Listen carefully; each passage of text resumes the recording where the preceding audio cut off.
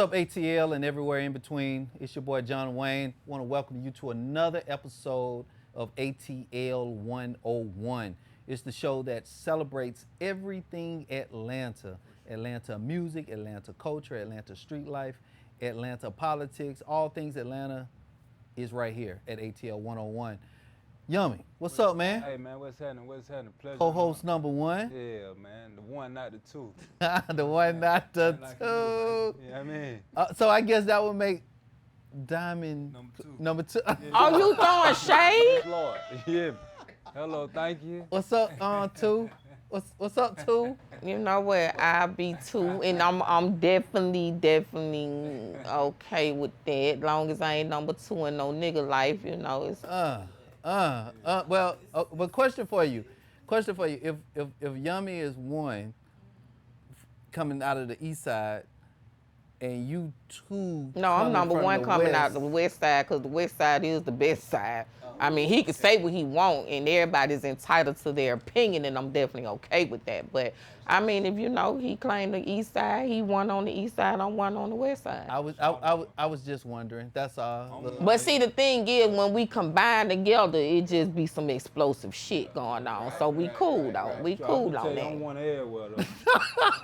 West side, east side, south Nah, side. you can't take the west side. That just ain't gonna happen. I'm always there, they never there. Hello, thank you. You can always be there. But one thing about it, this show is really not about the east side or the west side. It's This all par- jokes and fun, This y'all. particular show is gonna be a Southwest thing. You know what I'm saying? Yeah. I did only because and I'm not in this east side west side thing. You know what I'm saying? I'm from Southwest or whatever. But our guest today, you know what I'm saying, kind of got a little Southwest in his blood. So you know, we're gonna honor Swats today. Oh, the SWATs. Okay, we can do the SWATs. I ain't definitely not beefing with the SWATs. You know what I'm saying? So without further ado, let me introduce our guest today. One of Atlanta's greatest all-time artists, but not just artists. I'm gonna tell you like this, and I know firsthand, one of the best businessmen who's done music Come on, in somebody. the game. You know, y'all help me give it up for the one and only Raheem The Dream. Welcome to the show, man. Couldn't wait to get here, man. I've been hearing all about you guys. And when I got that famous phone call, Not the famous phone call from Diamond P, I was like, you say the date. If I got something booked on, I'm finna scratch that out. Because I made sure I put it on it solid. And I was here in advance. I was already in the dressing room about 45 minutes ago. Right. Yeah. Diamond P, you're going to be ready. Oh, man. Raheem The Dream is here. Man, we are so honored and so grateful that you took time out of your busy schedule to do ATL 101. I mean, like I told you, ATL 101 is all about just celebrating Atlanta history, Atlanta greats, and you have made history here in Atlanta. And because of you, I mean, obviously you moved the game, the music game, so much further ahead. You know, and we're gonna talk music in a second, but one of the things that always impressed me about you is that your business acumen was always on point. And I have to say your promo game was unlike no other. Like, you may not even remember this, but I remember when I was interning and working at V103, Raheem would pull up in his blue Cadillac. Hey, let me tell you how on point he was, right? So this was when, and we've been talking about this is when rap really wasn't, it was scary to folks. I was just talking to Mojo, it was scary to folks. Like, it was unproven. Radio really didn't want to, was scared of it. Like, it was risky. I mean, they knew it was a wave that was coming, but nobody really wanted to be the first to jump out there and like you said, it was risky and run risk of getting in trouble or because and everybody know where it was gonna go. And back in the day, we would play at V. We would play, and at that time, V was pretty much the only game in town when it came to urban music for 12 plus or whatever listeners, and we would play rap one day of the week on Friday nights, and at the Fresh Party, start out the Fresh Party, and then Ryan would play it on his show, but only at the end of the show, at the end of the show, in closing. And then by the time Greg Street came, he kind of opened up full, Greg kind of just kicked the door in, and at that point, it was just all free fall. But I never forget, Raheem Raheem used to work his own music. He used to work his, and when I say work, I mean what labels would do. They would come to radio stations and they would present music to the they would present music to the program directors and the music directors and music days on music days, and give all the good and great reasons why they should play their music, right? Raheem would work his own music. And I never forget, so I was producing Ryan's show and Greg's show at night, and Raheem came up or whatever, and I would sit next to I was interning. I would sit next to the music director. It was Regia at that time, and Shabazz, and on music days, and just sit there and listen to the record reps, talk they smack to try to convince them to play the music. And Raheem would work his own music. So Raheem would come bring his music and that sort of thing. And Regia was real tight on what she would play and that sort of thing. Raheem got my number on leaving. And when I tell you, it was like, man, I need to get that song. What you think? Yeah. And work me over. You know what I'm saying? Work me over. But he was dead serious about working his music, and I just respected that. Before any of the music, I just respected his game. His gamemanship was A1. Like and I still remember, like, come downstairs, let me and had his blue Cadillac. You remember your blue Cadillac right here? Right, had the blue Cadillac. Right, he was but always showed love in the streets, like at shows and everything. Like, man, I salute you. I salute you. I knew once I got in it, I had to be in it to win it. And I knew that on Tuesdays they had music day. And when I walked in there, I saw Warner Brothers reps, Atlantic reps, Columbia, you name it, Sony, all they reps suit and tie, and they got records and briefcases, and hi to the PDs, and hi. I coming out with my tennis shoes on, my Air Force One, my white tee, I got my 12-inch in my hand.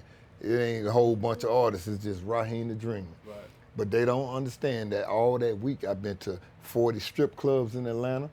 I've been to all the nightclubs in Atlanta. I hit all the record pools, $1 million record pools. So before I go to the station, I done had all the records out, 12 inches. So when I come to the station, I'm trying to turn y'all on to what they playing in the clubs. Right. I'm not a music rep. I don't work with Warner Brothers. I work with me, my only, and I got my record right here. Right. You can listen to it or you can hear about it. They end up hearing about it. I'm gonna tell you what really kicked the game way up a notch. August 1986, new station came to town, Kiss 104, right? This Kiss 104 still here now, but they came in as a hip hop station, ran by the program director, Mitch Faulkner. We went to Mitch Faulkner at a little bit before 5 o'clock on a Friday, because remember V103 just played us Friday night from 10 to 12. Went on that Friday, 5 o'clock. Me and King J, he owned the record label, walked in the door.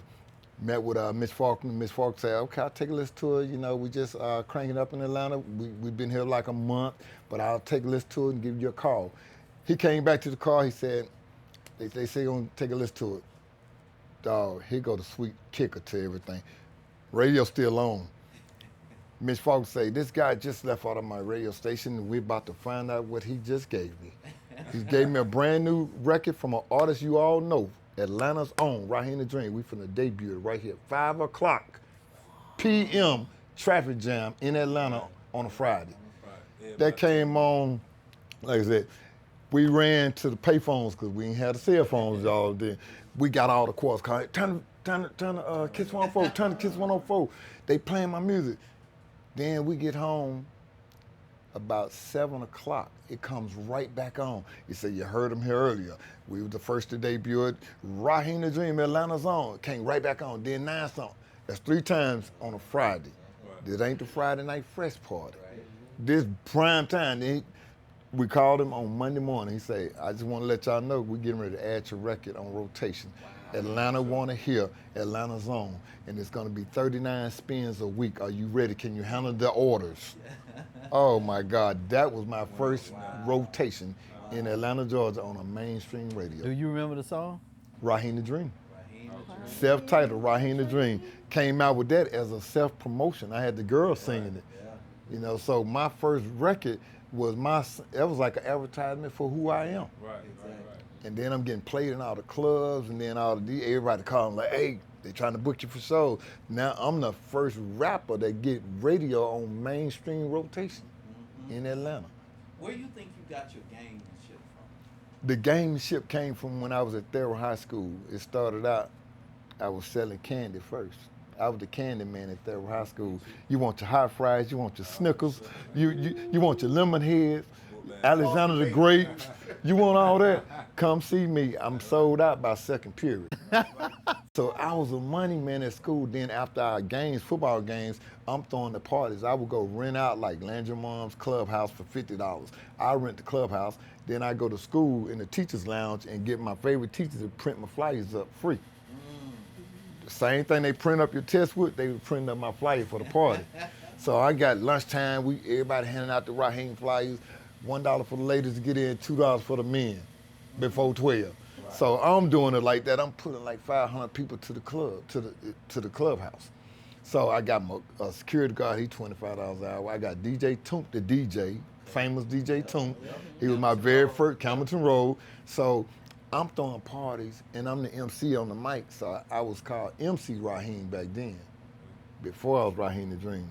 So I would host the talent shows and I would throw the after parties for everybody's game, the homecoming. So I'm making $1,200 and I'm in 11th grade. Wow. So I ain't had to do nothing illegal. I'm just using my talent, using my connection. That same DJ that was DJing my parties was on my very first record, Raheem The Dream, DJ Toomp, which went on to be famous working with the whole world.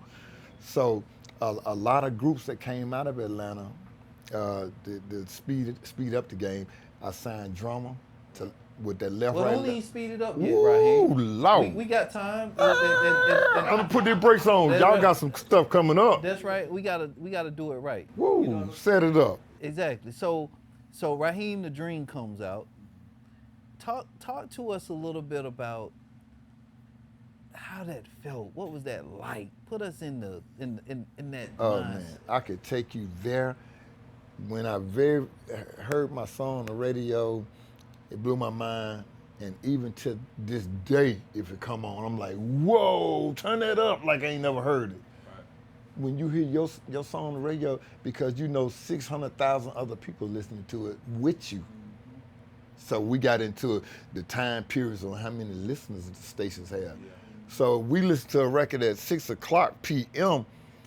on a weekday. Oh my God! Everybody, people riding by, you can hear your record echoing because they riding by playing the same station. They don't even know that's you in the car next to them, and they doing like this. You like, that's me. So that is one of the best feelings you can have, to hear your music on the radio. Even Beyonce say that today. If she heard us on the radio, she'd turn it up like she never heard it. It's just something to know that millions of people listen to your music at the same time. Would you say that's the one thing that all artists share, no matter what genre? Yeah. When they come out, whether it was in the 80s, 90s, 2000s, like that's something that every artist can relate to? It's dear to them because that record is them, is a part of them. So when you hear that record, you sharing you with the public. Right, yeah. Right. Absolutely. So the Raheem The Dream comes out, it takes off, and the clamor for you starts to, you know, the excitement and that sort of thing. What comes after that? What do you start doing shows? Now, not throwing parties, but now you're doing shows where you're the one on stage, you're the one performing. So what was that like? Oh, it was so great. The funny part about it is, at that time you got one big record, right? So, how long could your show be at that time? You know, 5 minutes. Yeah, so you gotta do the extended version. Start the record back over. Run that back, DJ. Run that back, DJ. And they scream again like they never heard it. So we were doing shows like that, and then. How would you describe your show? Your show? Yeah. Like, were you doing a lot of dancing back then? No, Were you, at that time I was not touching the dancing at all. I was more MC, like I say, I was MC Raheem. So I would mostly work the crowd. I'm making them wave their hands and say certain chants, get crowd control, right? I'm rocking them like that. Then I go into my record. Then when it ends, peace, I love y'all. Then next thing that went in my head was, I gotta come up with another record. You know what I'm saying? Cause this soon gonna start dying down. I gotta get his follow-up ready. Cause this after 2 months of it, cause you have to start thinking like that. You're like, we packing these places, but they gonna wanna hear something else. Right. You know, so. So at that time, who else would you say was on the scene that was relevant at the time in ATL? At that time, it was MC Shy D, Mojo, and we had D-Rock, the original D-Rock before Yin Yang Twin. It was another dude who say, "Who rocked this motherfucker? D-Rock, D-Rock." That was my boy, man. So it was us and Sammy Sam the Hitman. So us was doing shows together everywhere. Okay. So the city was on fire. It was crunk. Oh my God. So during that time, where were the venues? What were the venues where? The venues that was jumping was the Phoenix nightclub downtown. It was on Marietta. Okay. Thursday and Saturday, the whole city was there at the Phoenix. Friday night, Charles Disco. That was on Simpson Road. You couldn't get a car down that street after 10 p.m. So people would get there at 9:30 to park their car back then. It was like, the club open yet? No, we just trying to get a spot. Like, oh, that, you had Nightlife. That was on Moreland. Yeah. So we would go to all these spots, and then you had Silver Fox before it became this other club down the street from TI Club. It was called the Silver Fox. Damn, so there was a Nightlight before the second run of Nightlight. Yes, that Mr. V's Figure 8. Yeah, okay. Yeah, those spots, and then you had skating rinks, Jelly Beans, Golden Mr. V Glide. was letting y'all in? Mr. V, we wasn't going in, but it was there. We were past by V's like, dang, when I get grown, I'm gonna go. Then down the street from there, you had a few other clubs, Marco's, and Campbellton was rocking. Campbellton Road. You had like 6 clubs on Campbellton Road, and all of them was crowded. All of them was packed. So we had a nightlife going on in Atlanta. So you could ride your record everywhere. And then I'm tell you, having a record, you can get in everywhere too, on the house. Without being 21, I was 18. They let that's Raheem Dream, skip the lines, bring him in. Right? I'm like, no ID, no nothing, just 12 inches, and they got the hottest record in our club. Yeah, you got the hottest record in our club. So DJ Smash and DJ Daz were DJs at the Phoenix at that time. They was like our mega star DJs. You come in there, you hand them the record, they got the headset, they do you like this. It's like, okay, I know where to play you. You coming up in the next 15, 20 minutes, because they was on BPMs. They wasn't just stopping the record. And you had to blend your record in. Work your way in. Yeah. So we would come in the club, and the whole club, when they come on, and you see the response of the crowd to your record, they don't even know your face because we ain't have no video out. I'm looking at them, people go crazy. I'm like, Diamond D, that's my joint on, and they breaking it down. Girl, get up on that flow. Like, hey, that's what your record was doing, and you watching them do that. And then they say, we got Raheem in our deal, and you still don't know who he is. You know, that's a 12-inch vinyl. We ain't have no pictures on it. We ain't have no video out. They just, the way they know you is when they hand that microphone out the DJ thing and put a spotlight on you. Yo, this Raheem. drop that record. They like, oh, that's you. That's your. Yes. So what was the follow-up record? The follow-up, oh my goodness. It was one of my biggest records too. It was called Eliminator. Eliminator came out in 87. And I had to come hard because at that time, LL Cool J had just dropped I'm Bad. And other rappers know when I enter the center, they say, yo, there he go. I said, oh, we can do that too down here. So I came out with, I must eliminate suckers. I did and I can, and you're a witness and be dazzled by only one man, because I'm your rhyme connoisseur, professional use. My vocal cords are very strong because I drink orange juice. Oh! I was like, we good too down here. Yeah.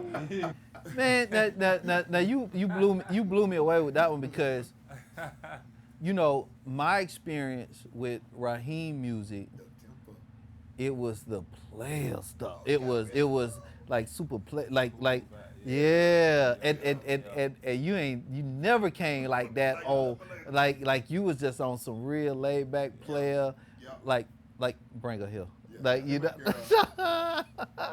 And look, and you know what? What's a trip about it is like this is my fourth decade in the music, 4 decades. So I brought the changes and I made the changes. I adapt and made people conform to what I was doing. So at that time, it was Eliminator, it was cutting and scratch. It was, you know, who can come hard on a beat, on a hard beat. You had to get their attention because New York wasn't playing us. Texas wasn't playing. Nobody but Georgia was playing us. So we thought, well, guess what? We pissed off down here. You gonna play this? We rocking hard too. So I was coming like that. Then, as like I say, as we moved on, I started smoothing out. You know, I was the most beautiful girl. Took away my last breath. That girl was tight to there. I started, you know what I'm saying? Because we laid back now, and them girls, you ain't got to scream at nobody. We done made it. We packing shows. You ain't got to scream at them. So Was that a hard transition for you to make, or was it just it was nothing? it was natural because I was getting older and you smoother, dressing up, getting fly haircuts, wearing jewelry. I was like, yeah, you know, I don't need to bounce around and get musty and all funky trying to rock this place. I'm gonna smooth this place out. So yeah. And so the music. Would you say you followed the trend of the music, or in that case, did you pull the music? What I was doing was I would listen to the hits that's out that everybody going crazy over and say, I can outdo that. I would get with the producers. I said, give me something that they can dance to and that ain't weak. I don't want no soft music. Give me some up tempo, because we got 41 strip clubs in Atlanta. Them girls moving it now, right? They moving. So I can't have nothing slow. My first record was slower. It was 98 tempo beats, and 10, 105 was the fastest one at that time. Then I started getting into the 130s. Most Beautiful Girl, Freak No More, Hair to the Knob, Pay Your Pussy Bill. You know, you ain't got no money to take your broke ass home. I started going there. So I sent, the crowd momentum was excited, so I'm gonna just keep the patterns right there so I can blend each record right behind each other, so back-to-back records. So that's what kept me in that realm right there. And like you said, I did see the music progress because my first record was 12-inch vinyl. You going around handing out your vinyl to DJs. Next thing was the cassettes. Bam, A-side, B-side. Right after that, CDs. Right after that, they got smaller and smaller. We were handing out zip drives, selling zips. You want to download zip. So you want to stream. I mean, music is almost like that. You can get it like that. I could put my cell phone up next to yours and zap my music to you. Mm-hmm. How influential would you say during this time, DJs, producers, artists, individually, like was one kind of more packing more of a punch on the game during this time? Like who was really at this time, the producers and DJs was like neck to neck, because DJs could tell the producers what tempos to make records, cause they in the clubs, they mixing it. So they telling the producer, I wouldn't mix that slow beat you got, or that beat is off. So they worked hand in hand. Like Mike Fresh was producing my records, DJ Toomp was scratching on the records. So he would tell Mike Fresh, speed it up, son, give me something like. So I'm up there watching them putting my record together. So I'm like, yeah, that'll work. Then I'm writing my raps to it, and then we go in the studio and put that thing together. So they collaborate together, good, producers and the DJs. Got it. Do you think in your case with your music, do you think you were heavily influenced by other people, or you kind of just came with your own thing? I really came with my own.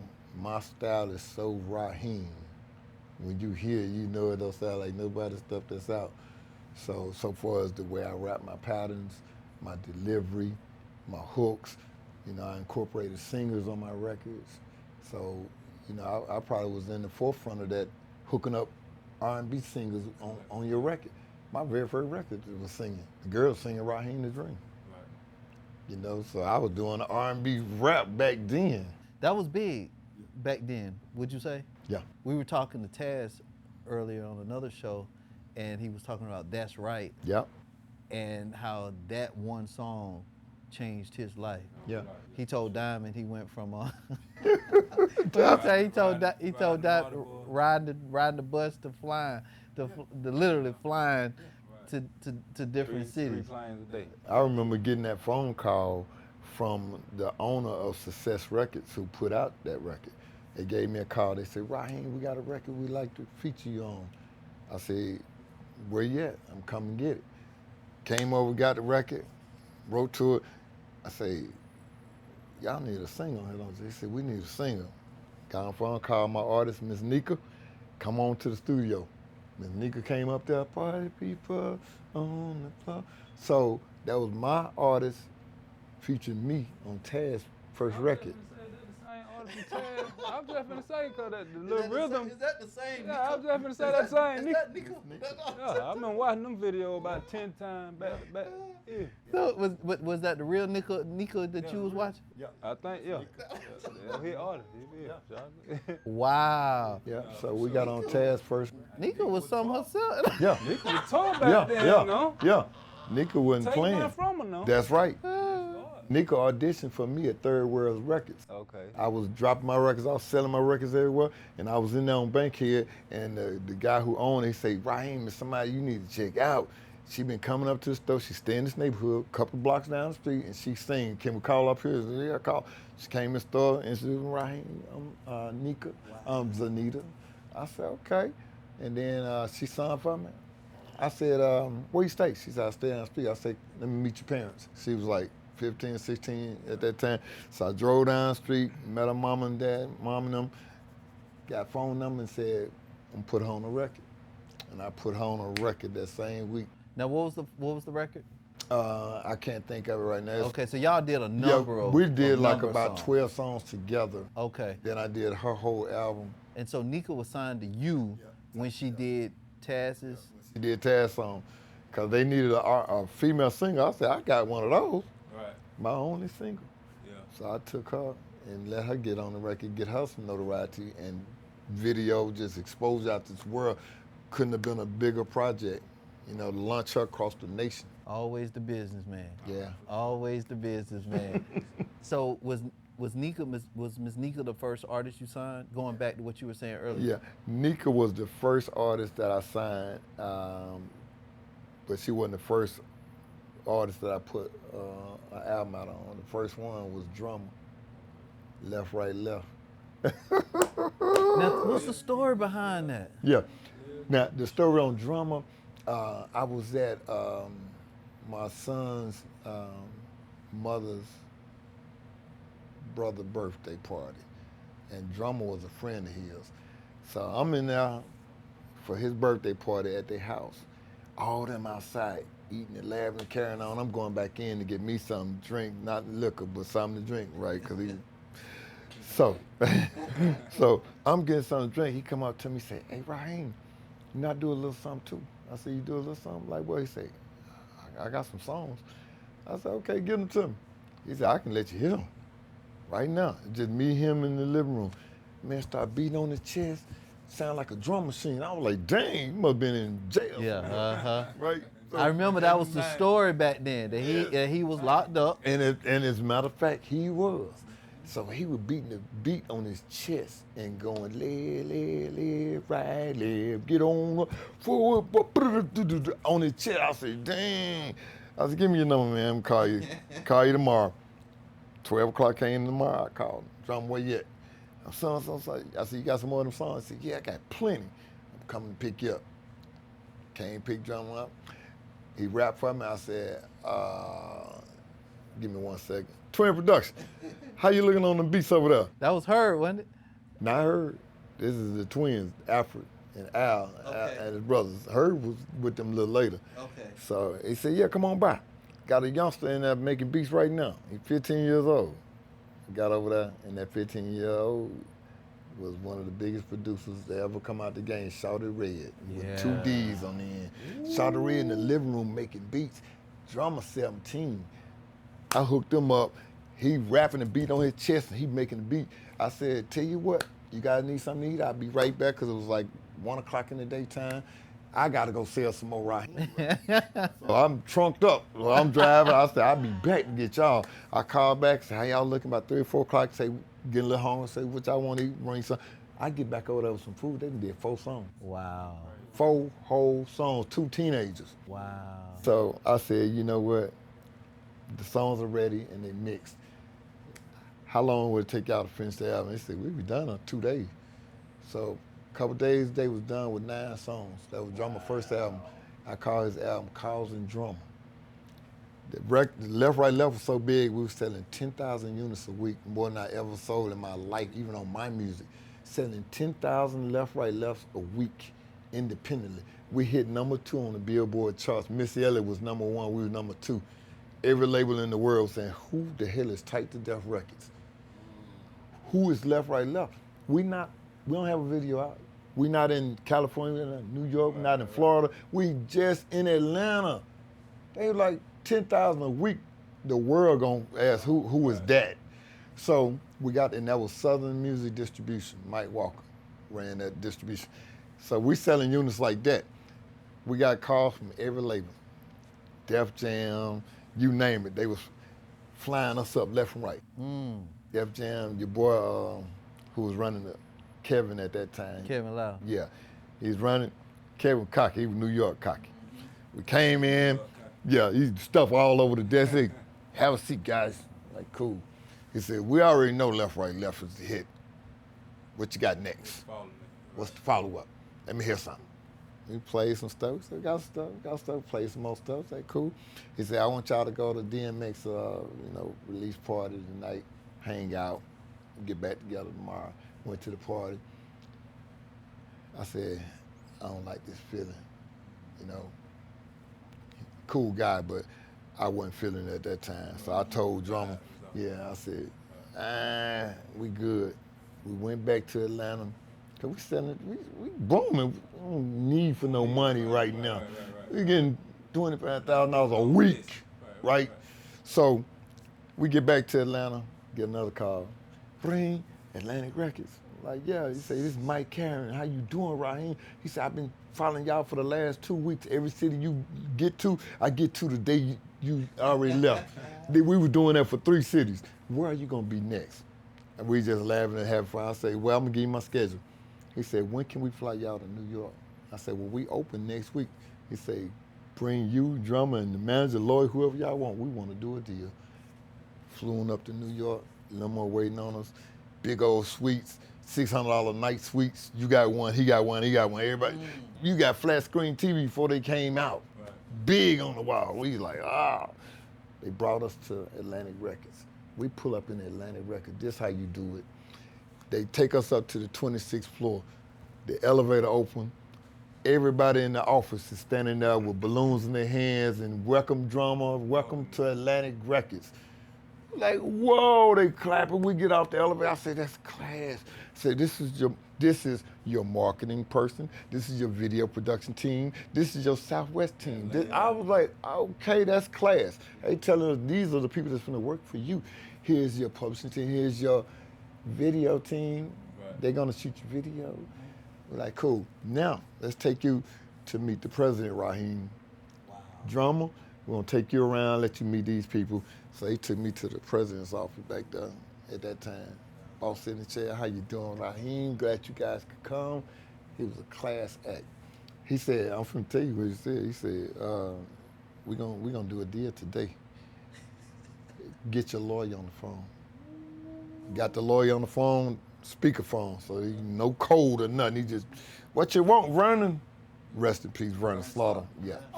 Yes, my favorite lawyer. He said, what you want? He said, don't be trying to jive my boys around now. You know, they just get right to the jokes and all. He said, I want this, so many points. I want 5 albums. I want this. He said, put it in writing. We'll get it to you right now. He said, I want him to leave there with a check today. He said, that's done. I was like, oh my God, they finna cut a check right now?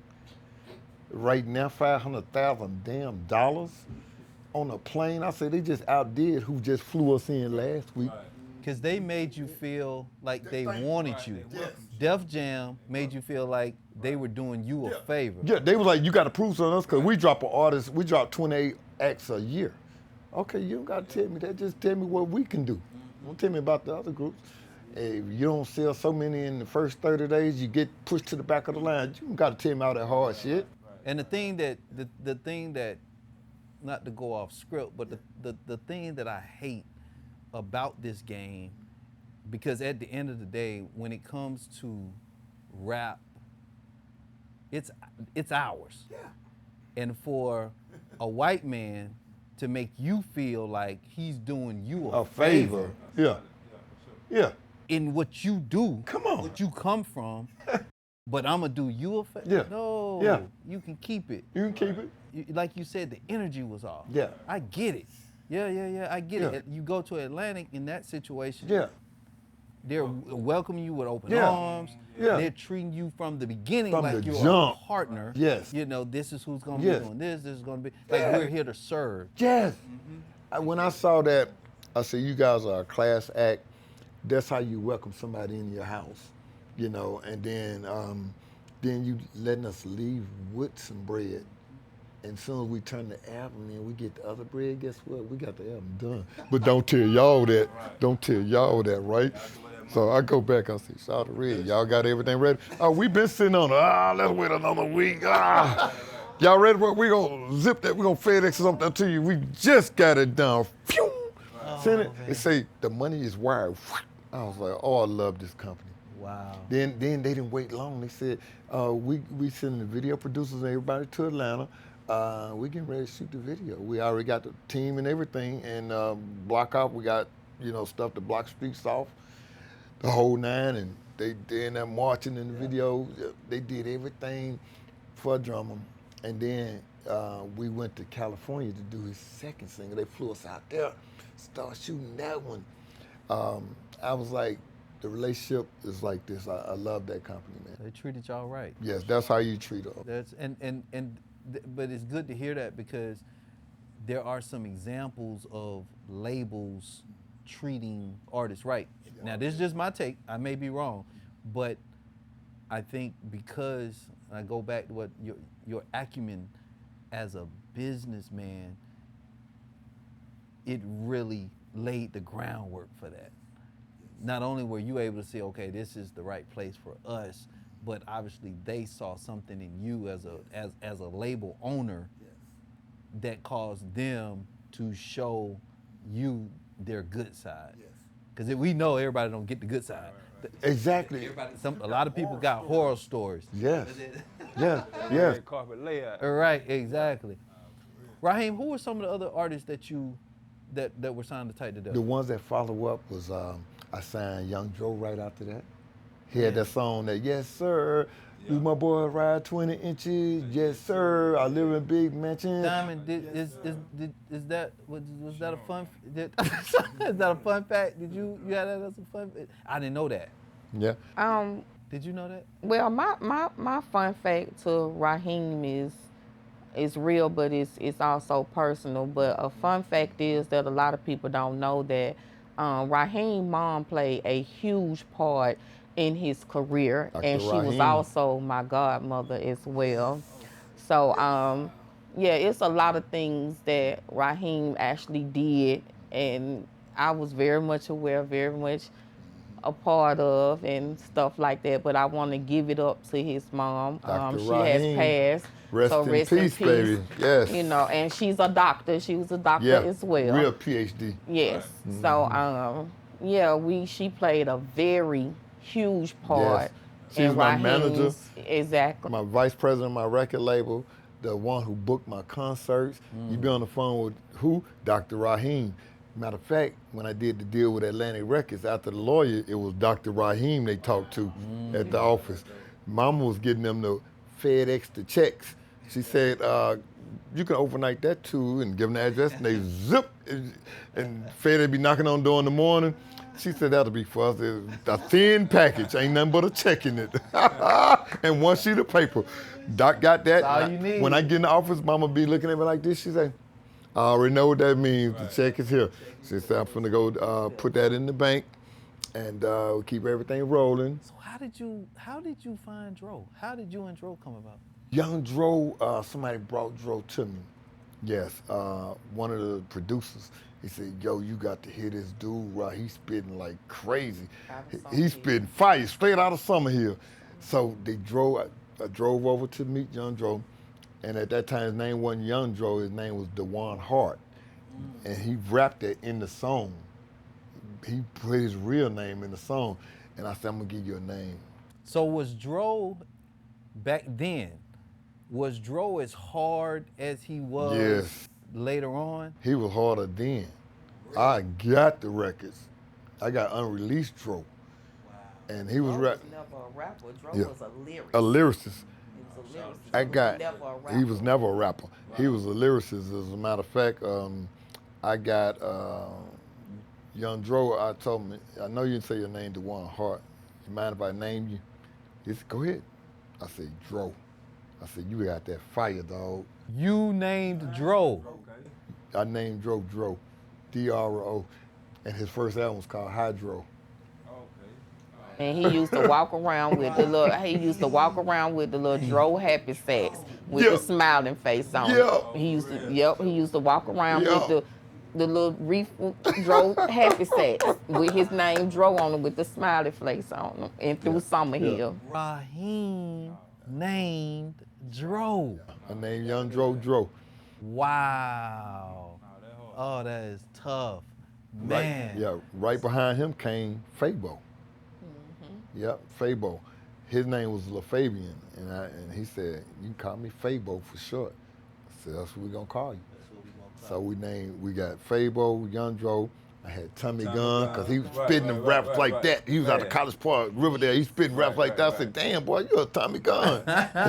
You gave him 9 times? Yeah, Okay. he spitting them like that. I said, yeah, Tommy Gunn. Shout out to Big Cole. Yeah. So all these guys, I said, and at that time, I had all of them plus drummer. So all of them was on Tight for Life Records. People was like, but they wasn't on Tight to Death? No. I had 2 labels. I said, I'm gonna put all my artists on Tight for Life. Raheem the only artist that's on Tight to You Death. already had the business down. Yeah. pat. Yeah. So if you get a Tight to Death project, that's from Raheem. That's just you. Yeah. Right on. And if you get a Tight for Life, that's because I did a deal with Universal and Atlantic. And I did 2 deals with each one of them. 2 artists on both of them. So all my artists went major on the first go. So check it. I know we got to get out of here, but before we get out of it, so really, not only did you really move the game along musically, bro, like on the business side, you really wrecked the game. Started other groups lives. Was there any other, at that time, were there any other labels, local labels, independent labels like yourself, doing it like you were doing it? Was there anybody else? Who would you say that was The only running other par one with you? that was doing it like that was Jermaine Dupri. So Def. Yep, So Def. And he had the R&B, you know, he had Escape. Escape, the Brad, Criss Cross, Jagged Edge, them cats. And then But in all fairness now, Jermaine had his dad, Michael Malden, and had I just had Columbia, me. and had Columbia Yeah. behind him. Yeah. You, I just had Raheem. it was just you. Yeah. And I the would blue take them all- Cadillac. Yeah, and the Cadillac. I graduated to the green Lexus. Then I graduated to the Seafrost Jag. Then I got the mother cars out there, them Porsche trucks, Porsche cars. But yeah, right, a little car club, right, by myself. But then right after that, I was listening. One of my homegirls, she said, "No, Coco brother from the radio station." He said, "Rob, I got a record. I want to blow them up, but they ain't on no label. Can I send them to you?" I said, "Sure." Slang in my white tee, bang in my white tee, holding the club. Franchise Boys. We had a meeting. I stamped it. Type for Life. All the radios played it. Went #1 in like 2 weeks. Did a deal with Universal Records, just like that. Yeah, parlay them. So it was like, dang. Then the 4th of July, like 2 weeks after I did that deal, I suffered a double brain aneurysm. Yes, so my whole head is pulsating. I'm in the house by myself. And I called my mom, well, my mom called me. She was at her class reunion. She never been to her class reunion all these years. So she's there. She called me and I described what I was having. And she said, "I'm finna call the ambulance. You having an aneurysm." My mama told me I was having an aneurysm from out of town. She said I'd be on the next flight. Yep, she came right back. My sister came to the house and the ambulance came to my house and I ain't seen my house for 3 months. Yep. So when I went in the hospital, they had to bring my temperature down because here was just steaming. So that was at one hospital. The ambulance took me to South Fulton. They said, "We don't specialize in what's going on with him." They had to take me to Atlanta Medical, and the black doctor that was there specialized in brain.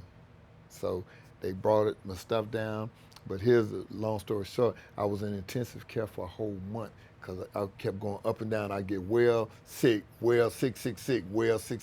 So my mama told him, "This is not consistent. I want to take my son, I want to take him outside, let him breathe God's air, because this intensive care room stuff." See, doctors, you can work here because y'all go home every day. Y'all get a chance to smell God's air. My son hadn't. He been here 30 days straight.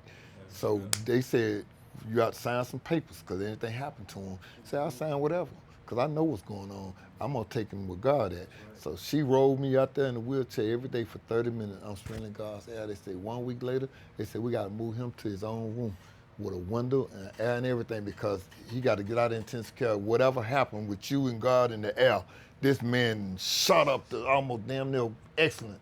So they got me in my own room. The doctor won't play. She didn't play the radio.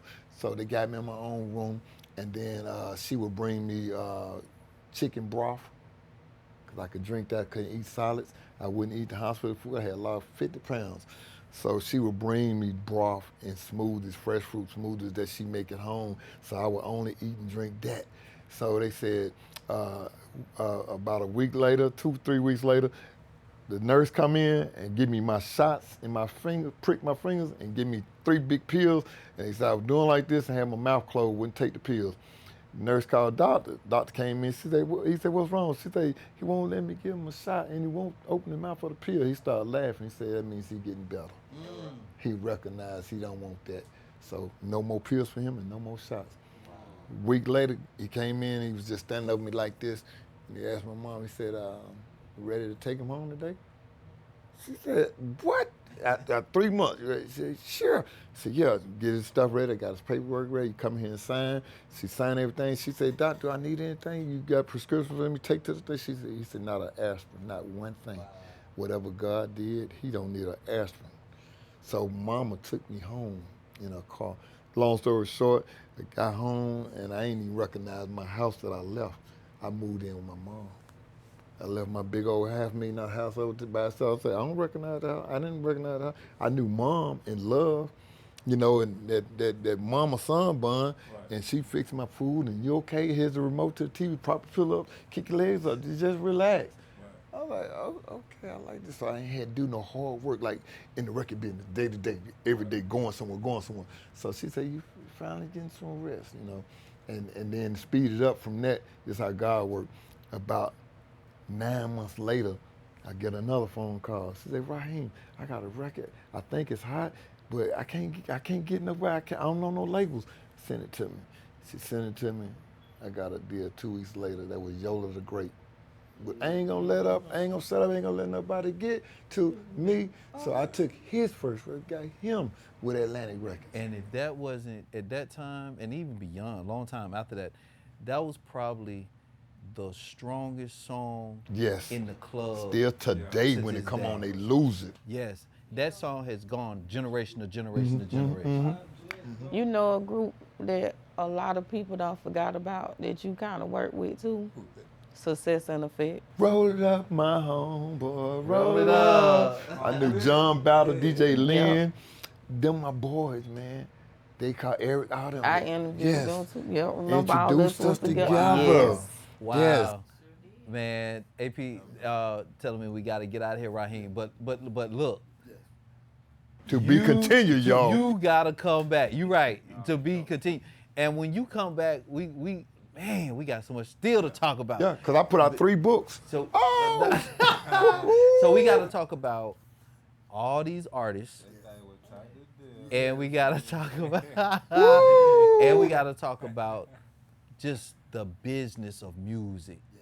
Because obviously you were a forerunner as it related to Atlanta ATL music business. And it's so much that we can learn from the conversation, and I know it's so much more you have to tell us. Man. It's so much up here. Oh my God. Wow. Shout out to Never Giving Up too though. That's right, never giving up. That's one thing you got to have in you. You got to be loyal and dedicated to whatever you put your mind to. Your dreams, they do come true. You wish it and you go for it. Absolutely, absolutely. Because God said you got to make those steps. You can't just sit and dream about it. You got to Yep. be a foot soldier in your own career. Faith without works is dead. So kudos to you. Congratulations. Salute. Diamond, thank you for being here. Yummy. Appreciate you. Yummy. Diamond. One time for what say that? One time for the one time. One time for the one time. With the 1 and the 2, the 2 and the 1, the 2, 1, 2, 1, 2. I'm 1.5. I'm right there in the And middle. our homeboy Raheem The Dream.